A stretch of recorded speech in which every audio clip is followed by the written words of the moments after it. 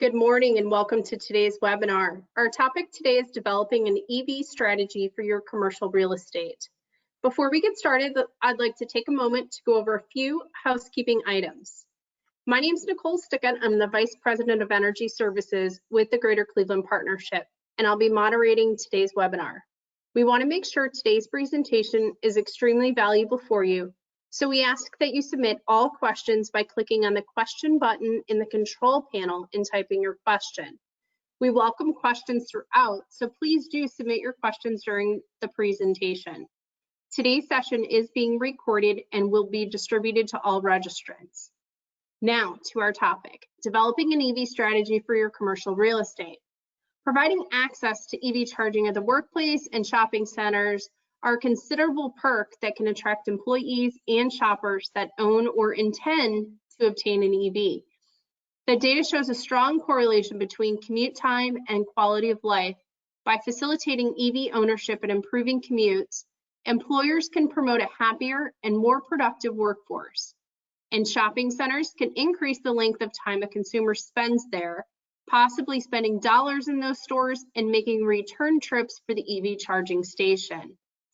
Implementing an EV strategy really can easily be done. Today, you'll hear from three of our experts about trends, policies, resources, lease considerations, where to locate in the infrastructure that's needed, industry standards, and exemplary organizations who have already installed EV. Now, allow me to introduce you to our speakers. Brendan Kelly, Director of Drive Electric Ohio with Clean Fuels Ohio, Jimmy Smith, ChargePoint, and Michael Peters of Sway Mobility. Gentlemen, thank you all for joining us this morning. So let's get started, and we'll first hear from Brendan. Good morning, and thank you for that kind introduction, Nicole. I'm excited to be part of this this webinar, and thanks to all of the attendees for being here today. So we'll go ahead and get into it. So as Nicole mentioned, my name is Brendan Kelly. I'm the director of the Drive Electric Ohio initiative at Clean Fuels Ohio. A little bit about Clean Fuels Ohio. We are the trusted advisor and collective voice of Ohio's clean transportation industries. We are designated by the U.S. Department of Energy as a Clean Cities Coalition. We cover the entire state of Ohio for that. As an organization, we're fuel and technology inclusive, so anything cleaner than petroleum we will work on. We do fleet services and consulting. We work on refueling infrastructure and policymaker education, all for the end of deploying a greater number of alternative and cleaner fueled vehicles. A little bit about the Drive Electric Ohio initiative. This is our comprehensive approach to accelerating electric vehicle adoption in the state. So we do grassroots-driven consumer education, local, state, and federal policymaker education, and outreach around best practices for supporting electric vehicle adoption. We work with electric utilities, co-ops, and the regulators to support EV adoption and investment there. We work on infrastructure development, part of the main topic of this webinar. We work with auto dealers and manufacturers around how they can better sell EVs and bringing more into the market here in Ohio. We work on fleet electrification because there's a substantial financial logic for electrifying vehicles in your fleet. And then both as its own pillar and underlying all of the work that we do and all the other pillars is ensuring equity and access to electric vehicles in all different types of communities. Very quickly, just as a level setting piece here, there are three different types of vehicles that sometimes get referred to as electric vehicles. There are hybrids, however, we're not really going to be talking about those today. They do have a battery that they run off of, but the only fuel that gets put into that vehicle is gasoline. What we're going to be talking about today are plug-in hybrid electric vehicles and full battery electric vehicles, vehicles that have a plug and recharge their battery based on the plug instead of the action of the motor. So really the big question I think for a lot of the folks on this webinar is, are my customers and employees driving electric? And the answer is, if they're not already, they will be. So first of all, the common conception of EV owners is that they are wealthier. However, as you can see here from this 2019 study by Consumer Reports and the Union of Concerned Scientists, nearly 2/3 of prospective U.S. buyers are considering purchasing an EV in the future. That's across all income ranges, over $100,000, $50,000 to $99,000, and under $50,000. So this is really consumers and your employees across the income spectrum, not just folks on the higher end of household income.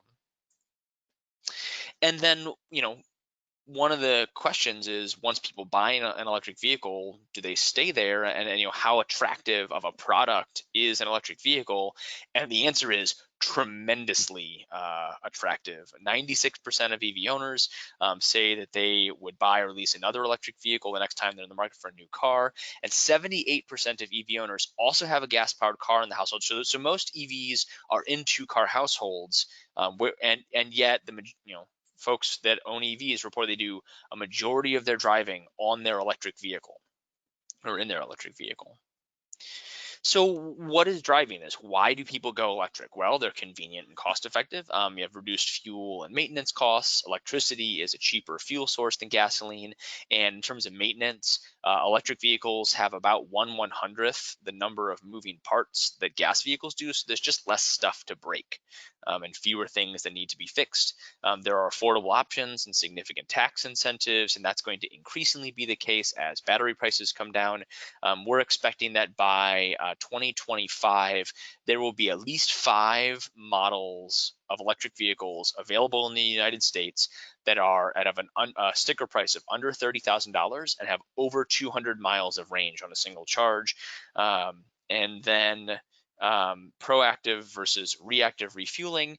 Most charging happens at home, and so when you get home, you just plug your car in like you plug in your cell phone, and then you wake up and you get in your car the next morning to go to work, and you got a full tank or a full battery. So it's very convenient. And then there are also the bigger picture pieces, the public and environmental health benefits. You're not burning imported oil. This is an important part of energy security in the United States. There is zero tailpipe emissions and better air quality. In 2018, transportation eclipsed energy generation as the #1 sector for emitting greenhouse gases, and so EVs are a vital piece of addressing that, as well as issues like asthma and cancer that are disproportionately present in urban areas where there's high traffic. And then also we're seeing the growing number of low carbon local energy sources, especially as renewable energy becomes more cost effective than burning coal or other sorts of energy sources. And so right now in the United States, 75% of people now live in places where driving on electricity is cleaner than a 50 mile per gallon gasoline car. And that number is just going up and up. And then, not going to get into all the details here, but there are significant benefits to fleet electrification in addition to, into individual consumers buying electric vehicles in place of gas vehicles. So a little bit, especially on the fleet end of things, but really even for a household budget, do EVs really save money? And the answer is yes. These are comparisons between 2019 Nissan Leaf and a 2020 Nissan Rogue, looking at total cost of ownership, not just the upfront cost, but also fuel and maintenance and so on. You can see the true cost to own for a Nissan Leaf is $34,940, and the true cost to own for a Nissan Rogue is $35,205. So a little bit less on the Leaf, and that gap is just going to continue to widen. And then so you can get a quick calculation comparing vehicles at this website, afdc.energy.gov/calc. That's the Alternative Fuels Data Center. The important part of this is that graph on the right-hand side of your screen, and you can see the widening gap there is the increasing savings over time for an electric vehicle versus a gas vehicle. And then, as I mentioned, electricity is a cheaper fuel. Not only is it cheaper, electricity prices are stable, and therefore it helps planning, which is especially important for fleets that frequently run on low margins, but also for individual households as we're sitting around the kitchen table trying to make our own budgets work. Electricity is a great fuel source for that. So let's look at current and future trends in, from globally all the way down to Ohio. One of the major reasons why it is valuable for developers, shopping centers, et cetera, to consider putting electric vehicle charging in is because this is the direction the auto industry is going. Globally, automakers are investing hundreds of billions of dollars to shifting their production to EVs. I'm going to repeat that: hundreds of billions with a B of dollars to shifting their production to EVs. And so these are just the cars that your customers and employees are going to be driving. And so this is a quick look at investment flows from and to different countries. Here are some specific examples: GM, Ford, Fiat Chrysler, investing various billions of dollars in different plants and production models. In total, and this is right now, car makers are going to spend more than $340 billion through 2030 developing new electric models, and that number goes up almost daily. I think a year ago that was only 100 billion or something along those lines.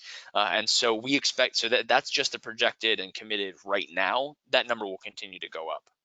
So what's going on here in Ohio? Well, we have the Smart Columbus grant here in Central Ohio, where I'm based in Columbus.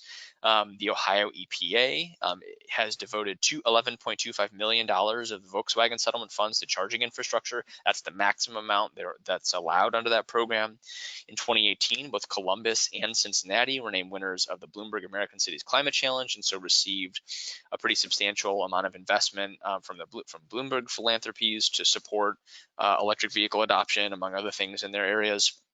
And then local governments all across the state are electrifying their fleets, passing EV-ready ordinances, and taking other actions to really capitalize on this wave of and the potential for EV adoption, so that it can be as powerful and beneficial for their communities as possible. One of the major barriers that we see to EV adoption is range anxiety, this concern that, what's going to happen if I'm out driving around and the battery runs out? Well, the picture for fast charging in Ohio is rapidly shifting. So currently, Ohio has 85 fast charging locations. You can see there on the map. That's a 50% increase since 2017. Electrify America, which is one of the largest private investors in fast charging around the country, has 10 sites already in Ohio, and with more coming. And utilities, which are one of the major sources of investment in EV infrastructure, are all investing in it. So AEP Ohio has 89 funded fast chargers that will be installed probably basically by the end of this year. Duke Energy has a proposal for 25 fast chargers, and actually just in the past, I want to say week or two, Dayton Power and Light and the Dayton area had a stipulation that came out of settlement that will be approved by the Public Utilities Commission for a $5.1 million program to invest in EV infrastructure. And then, as I think folks in Northeast Ohio know, for the most part, NOACA is looking at a program too. And we can look at registrations as in Ohio as a indicator of how things are going. You can see that curve is spiking up, and there are a growing number of registrations in even individual counties. Ohio EV sales grew by 28.3% from 2016 to 2017 and 113.1% from 2017 to 2018. Currently, we have 17,042 EV registrations in Ohio. That's the number that have been registered this year so far at the BMV. And so this number is spiking. Those absolute numbers, those raw numbers may seem low, but compared to when non-plug-in hybrids hit the market and what we saw with adoption there, the adoption curve, we are actually further ahead on adoption compared to when EVs hit the market compared to where hybrids were, and that we expect that to continue to grow as the technologies advances and the costs come down. So, and just as a single talking point to encapsulate all this, there are at least 5 that we know of multi-million-dollar EV charging programs that will be designed and or deployed in Ohio in 2021. The Ohio EPA Volkswagen settlement program, AEP Ohio has an additional proposal in front of the Public Utilities Commission for millions of dollars to invest in EV infrastructure, building on the very, very successful pilot that they already ran. Dayton Power and Light, as I mentioned, has a $5.1 million proposal that we expect to be approved by the Public Utilities Commission very soon. Duke Energy's proposal in front of the commission, which I mentioned earlier, is for $15 million. We expect that to see significant action in 2021. And then NOACA has their $3 million program with potentially more to come after that they've presented on a number of audiences in Northeast Ohio. And all of these are just the utility and public programs. These don't include private investments with groups like Electrify America, as I mentioned, or Ohio-based firms that are like Electrata down in Cincinnati. EVgo is planning to they're one of the largest charging network operators in the country. They're planning to invest here. ChargePoint with Jimmy Smith, who you hear from, has a huge amount of investment here in Ohio. There's a lot going on in the state, a lot of rapid development happening very rapidly, which all supports adoption. So then just a little bit for EV charging site hosts, a handful of considerations here. So there are 3 different levels of charging: level 1, level 2, and level 3. Level 1 is your standard wall socket. You'll get about 2 to 5 miles per hour of charge. Level 2 is you'll get about 25 miles of charge per hour that your vehicle's plugged in. This is the kind of circuit that you would plug your electric dryer and electric stovetop into. And then level 3 fast charging, there's a wide range of speeds here, anything from 50 kW up to 500 kW. You can get generally speaking roughly 40 miles per every 10 minutes of range for every 10 minutes of charge. And and this is closer to that kind of gas station type experience. A little bit about the use cases for these. Level 1 makes the most sense for home. If you're not driving very far each day on average, this is great. This also makes sense for airports and other ultra long dwell time type use cases. Level 2, if you're driving a little further, it may make sense to have this in your home, but also workplace and public charging. Level 2 is the type that makes the most sense. Level 3 really only makes sense for public areas, destinations where people are driving far away, corridors along our highways, and then also intra-city to support particularly rideshare, where those vehicles are driving a lot of miles, and then also heavy duty, medium and heavy duty as well, where you have much larger batteries because you're pushing much larger vehicles. So then just the last thing that I'll share is, why should you install charging? Well, if your company has sustainability goals, the carbon footprint of your employees driving to and from work, or your customers driving to and from your location, or the vehicles in your fleet, if you have a fleet, all of that, by installing charging, you can help meet sustainability goals because you're cutting your tailpipe emissions for those vehicles. Charging is a great amenity to attract workforce and tenants. People are increasingly buying these vehicles, and so as employers and folks that have housing, condos and apartments, this is a great amenity to attract those folks. It does increase the time that customers spend in a business. We've seen this from studies of behavior.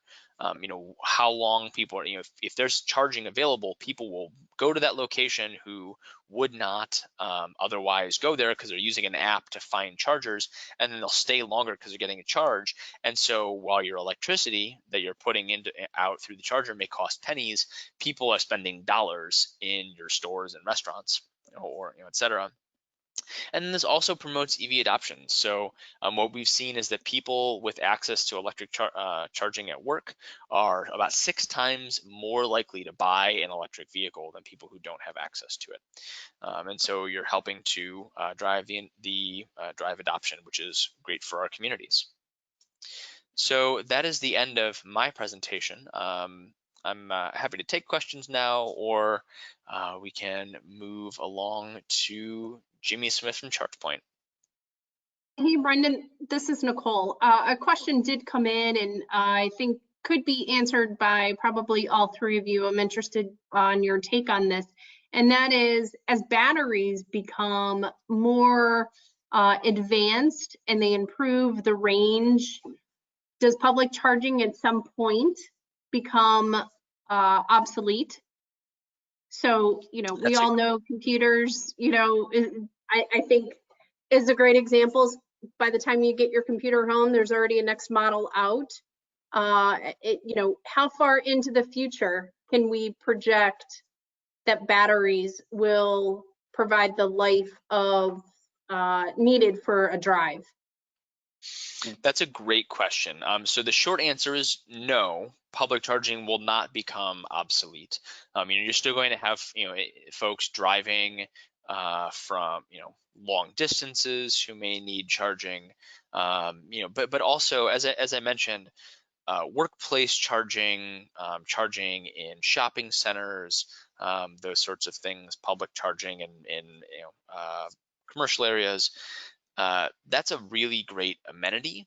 And even if people can charge at home, you can pull people to an area by offering charging as an amenity. And especially that level 2 charging the electricity is fairly inexpensive. And so the return on investment, there's a reason why Target and Walmart, who analyze this stuff very, very deeply, there's a reason why they're putting complementary charging in place in their parking lots.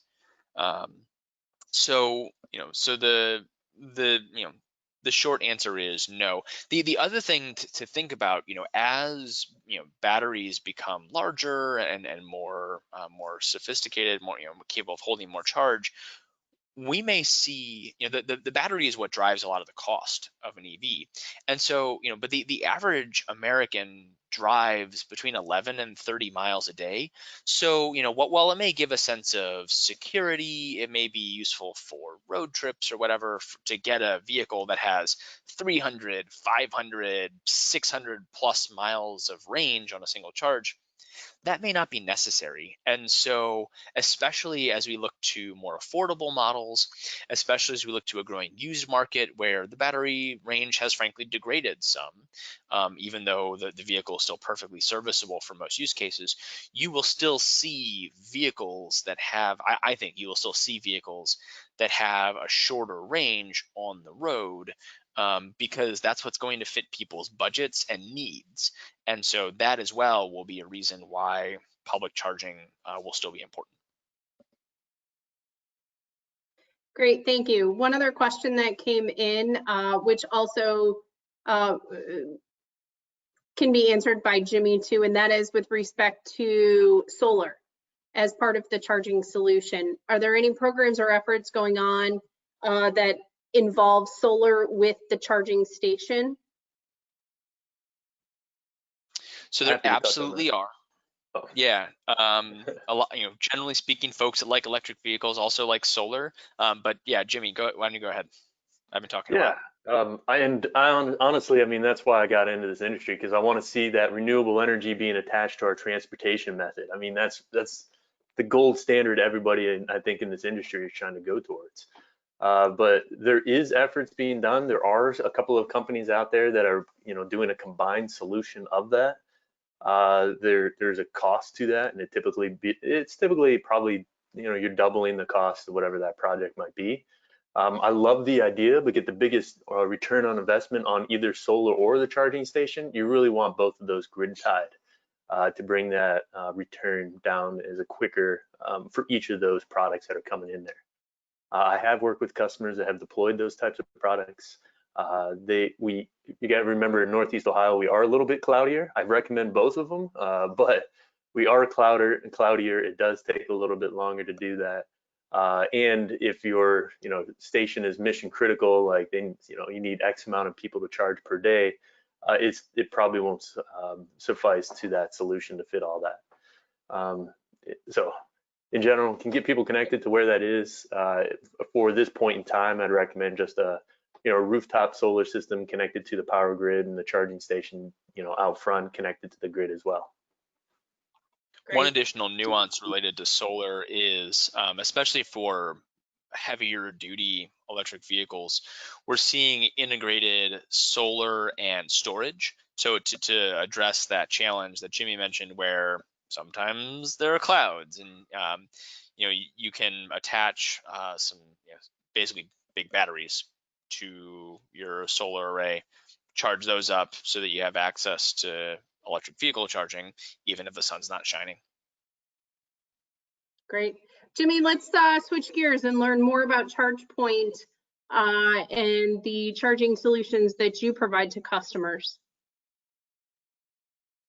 Yeah, let's see if I can get this showing right. Hopefully you can see the screen. You can see the presentation there. Yeah, I'm touching on just excellent, glad.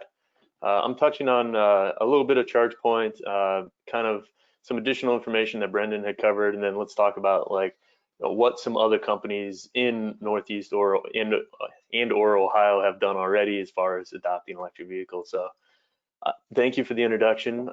My name is Jimmy Smith. I'm from Northeast Ohio. I live in Columbus now, and I work for ChargePoint. So ChargePoint's based out of California. We've got, where are we at right now? I think about 120,000 places to plug in globally, 75,000 in North America. And we have about a 70% market share in the EV charging space. So we're focused on electric vehicle charging. That's all we do. We have a full product line from home, multifamily, fleet, public mixed use, and 4 different types of DC fast chargers. And then really just wanted to make sure that there's the the right solution for the right use case that people are looking to, and where these vehicles are coming. So excited to be able to talk here today, and then always happy to answer questions outside the presentation as well. Just a little cross section of some of the national deployments that we've done with different customers. As in the workplace, you can see the Googles, the GM, the 3M. And the larger well-known companies in the retail space, Target, Kohl's, Whole Foods, even locally like Myers as well. And then parking operators, hospitality, municipalities, and the healthcare industry. Quick snapshot, it's probably a little bit older one, just where you see chargers in general. It's where the population bases are. Essentially, that's where it is. That's where you see South Dakota is a little bit slower than the rest, but they're coming along too. It's just not a whole bunch of people. Cleveland is coming along too. I do have another slide further to show kind of where those deployments are today. Like I said, I'm going to piggyback on some of what Brendan said already, but I think it's important to know, just because as we talk of, where people always ask me when to jump in. When is the right time? Are we getting there? Well, I would say that it's the perfect time right now, because we're seeing a difference in products as far as the consumer adoption. So consumer are looking for more of a pickup right now. This is the first time in history that pickup sales surpassed car sales. It was at the beginning of this year. I'll get an updated trend chart on this, but I got the feeling it's going to hover really close to each other. And why I mention that is because, as Brendan pointed out, all the electric cars that are coming out there, electric trucks is really going to be an important part of that. So we probably, maybe saw the photo op when Mike Pence came to Ohio to visit Lordstown Motors. I mean, he could have visited a couple of different manufacturing plants, but he wanted to visit a electric truck manufacturing plant, which I think is significant. We have the Rivian here, which I think will probably be one of the most successful truck manufacturers for the electric side, and then a Bollinger in the upper left-hand corner. But there's a whole slew of these vehicles that are coming out to market as early as next year, and then in a couple of subsequent years, depending on which one, such as that Ford F-150, Chevy's probably be a Silverado, the Hummer EV, if you saw that commercial a couple of weeks ago with LeBron James. Pretty cool excitement there. I felt like I was watching I don't know, a football game, and maybe a touchdown at the end of it, and I'm just seeing this come together. But the Atlas truck, Dodge Ram, and then a Fisker pickup truck. So just showing that there's a slew of new vehicles coming out there, which is only going to propel where we are already. As Brendan had pointed out, we're We have a high adoption curve. We're like 40% year over year here in Ohio for electric vehicles, new electric vehicle sales. But what I think is really going to propel this even farther is the Tesla truck, the Cybertruck. You know, hate it or love it, I think we're going to see a lot of it. And the reason I even point to that is that the last I heard, they had 700,000 pre-orders, which is multiple times any of the next combined number of all the other pre-orders that were announced. And we're going to see a lot of them doing it. They've put a heavy commitment into building this truck, and there's a lot of excitement around it. So we'll see a lot of it come together. And just as you know, if people are voting with their dollars and saying, you know, what they think is going to be the most valuable company, they're showing that's going to be Tesla, or is Tesla. You know, showing that valuation of where they believe it's going to be in the next 10 years. You know, in their company value today shows that they have a strong indication that it's going to be outperforming all the other automakers. So I believe one of the questions I also heard is, you know, the market proportion of public charging in the future. As Brendan pointed out, you know, we're already seeing companies that are announcing 400, 500 mile trucks. The Tesla pickup truck is saying it's going to have a 500-mile option. I believe the Hummer said it's going to be a 400-mile option. But I'd like to also level set with the point that there's not a lot of public charging today. So we're starting at a very low number. Even if it doesn't grow as much as some other segments, it's still going to grow rapidly and going to be needed for at least the next decade for as far as like range we can kind of see out from there. But I did want to show this graph where you're going to see a lot of growth into it. I mean, it's the multifamily space. And by the way, this RCLCO, or Real Estate Advisors Report, it is on our website if you'd like to download the whole one. I just grabbed some excerpts here. But the biggest growth being probably in the multifamily space. As you can see, it will take up a larger one, so apartment buildings. Workplace is going to be the next most common. And honestly, this is the trends of how people charge anyway, where people are charging at home, and then the next most common can be where they work. And then when they're at like retail or public locations would be the next most common areas. So as you see, you know, the retail space is a smaller sliver, but will take up a larger portion of the pie, as well as work, retail, and public. Print's a little small on my side of the screen.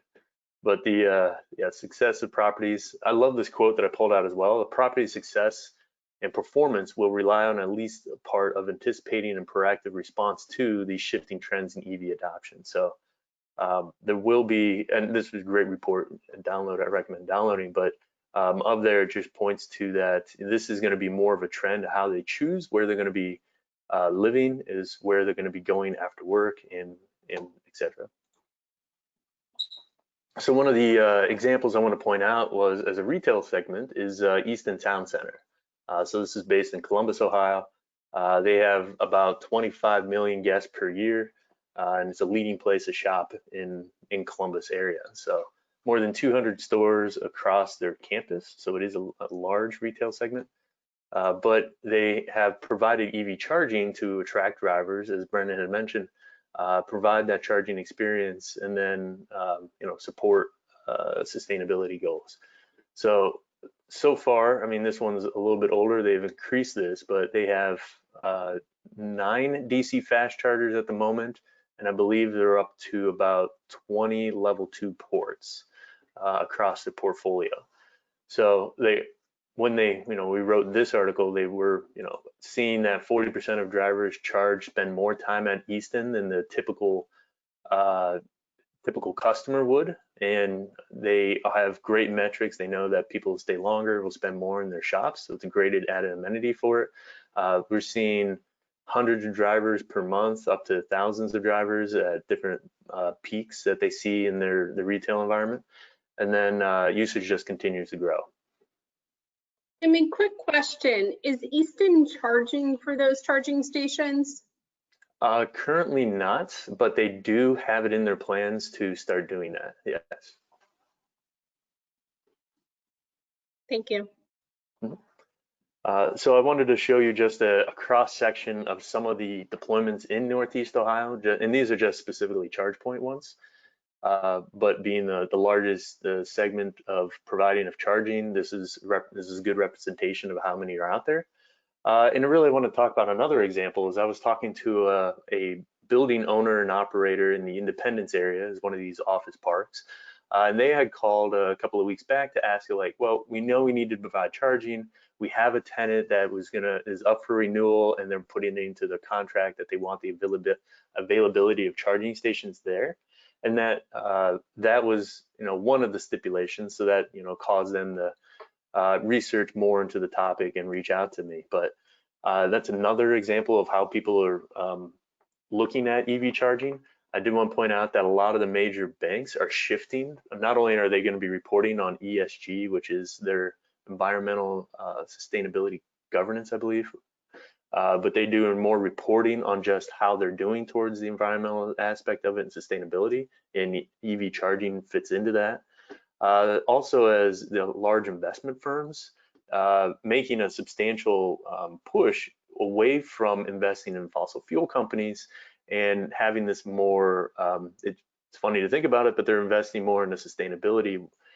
Companies that have a sustainability reporting, they know that they're working towards curbing their risk based on environmental changes, based on global warming that goes into that. So it's interesting where you get these large fund managers that are moving towards this. They want to see companies that are participating in reporting on their sustainability goals, and most of them have EV charging that's going to be a part of that.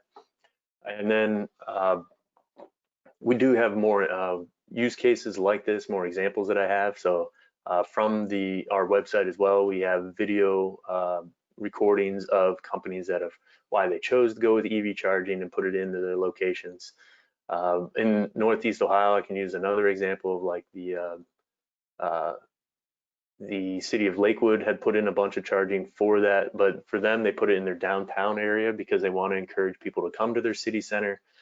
They put in charging where, the retail restaurants, they have some grocery stores and I believe an apparel store that's nearby there. So again, attracting people to retail section of it. A lot of the malls in Ohio have already considered or have installed charging stations. We use the example of, what's that one called?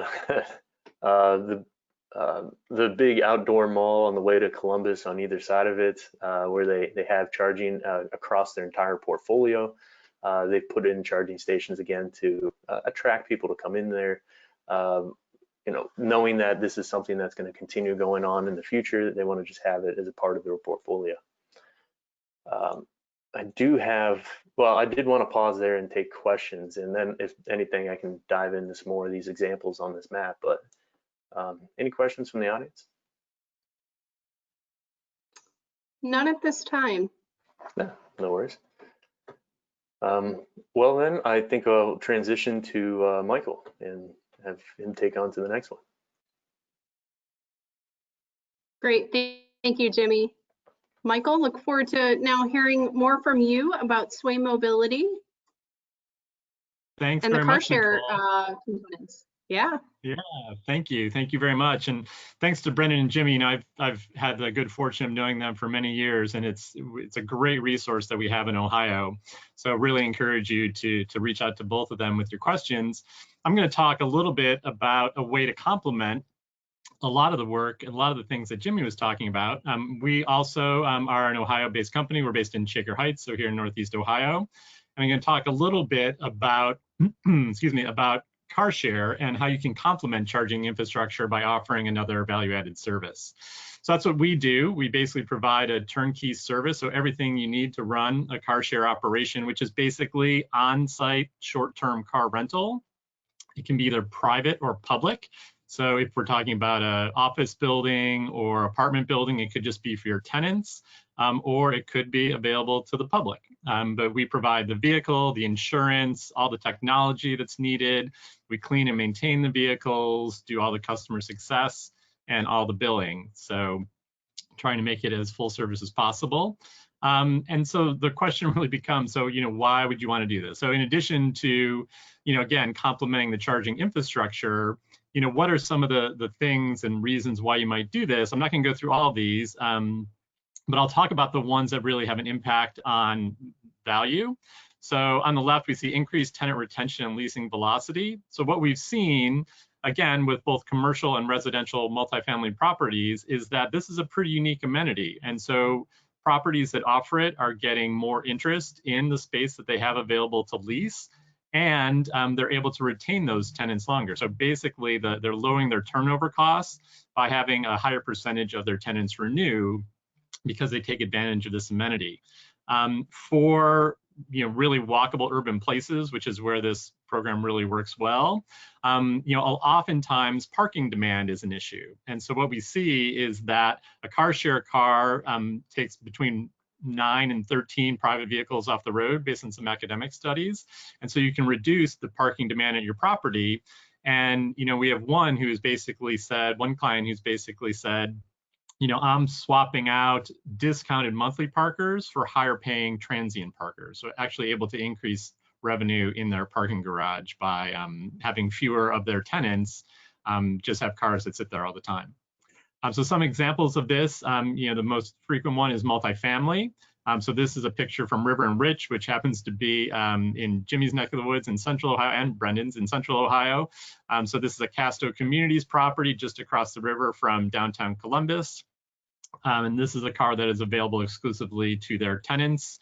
This also works really well in mixed use buildings. So basically where you have retail, maybe a couple floors of commercial and then residential above it. And what we see is that residential users predominantly are using it kind of late afternoon, early evening, and weekends. So very complementary to office and retail users who would use it more during the week. The other one is, we see interest from employers. And here the real benefit is employee attraction and retention. So anyone who's spent time with their HR people know that attracting and retaining employees is expensive and can be expensive. And so this is becoming one of those amenities, maybe not quite as sexy as free lunch, but offering your employees access to a vehicle does a couple things. One, it encourages them to take either shared transportation, public transportation, carpool, very complementary to microtransit options. So basically where you run shuttles to bring your employees in.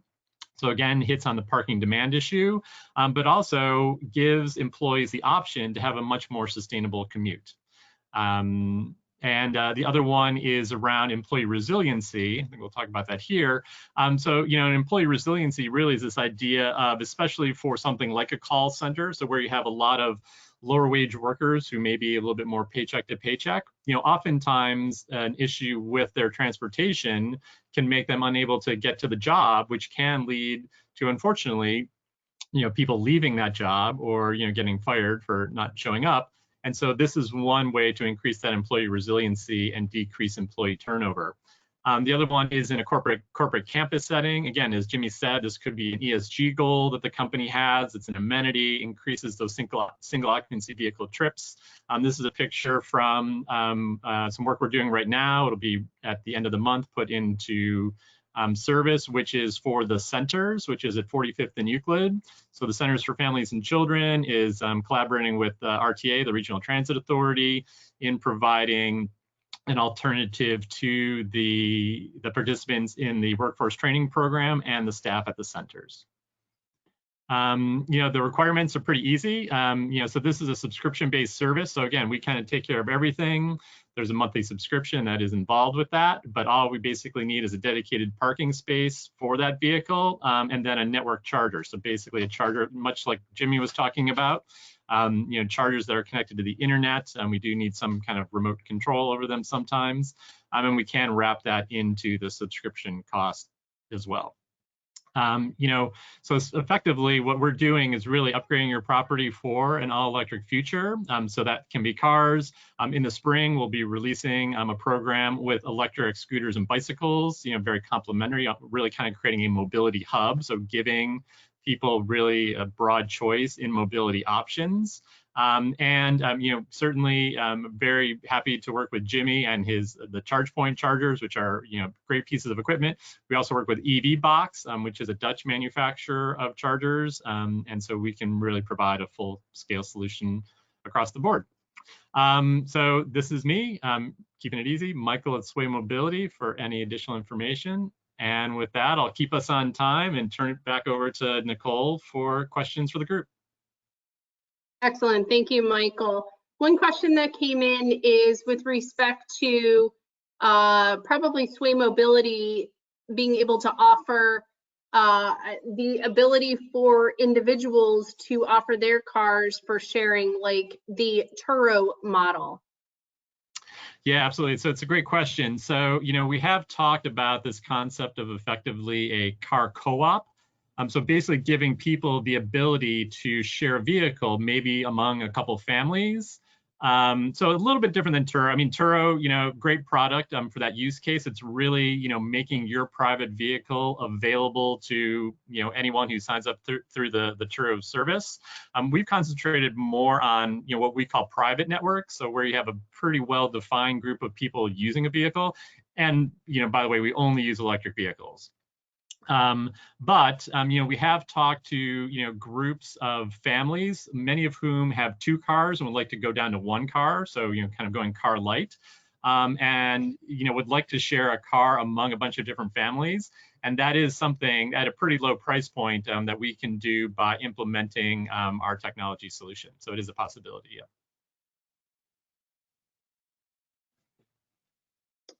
Great. I don't believe we have any other questions at this time. We'll give it just another second, but in closing, I think if people have not considered adding EV to their 2021 budget, whether it's for the infrastructure, buying an electric vehicle, or even adding a car share model, hopefully you are now thinking differently about how to operate your business going into the new year. But if you are considering EV installation for your home, your office building, a shopping center, know that the Greater Cleveland Partnership Energy Team is here to help you coordinate all the components through our network of local providers, of whom you've heard from today. So please do reach out to discuss your project or desire for that car share model. We will be having a EV fleet management webinar coming up in December, so please look for that. I'd like to thank our speakers today, Brendan, Jimmy, and Michael, for joining us, sharing insights, trends, what to look for as we head into the future. I don't see any further questions at this time, so with that, we'll conclude today's webinar. This has been recorded and will be distributed, so if you do have any further questions, please don't hesitate to reach out. With that, I'd like to thank again everyone for joining us and have a great day. Thanks, Thank you, everyone. Nicole. Thank Appreciate you. the invitation. Take care.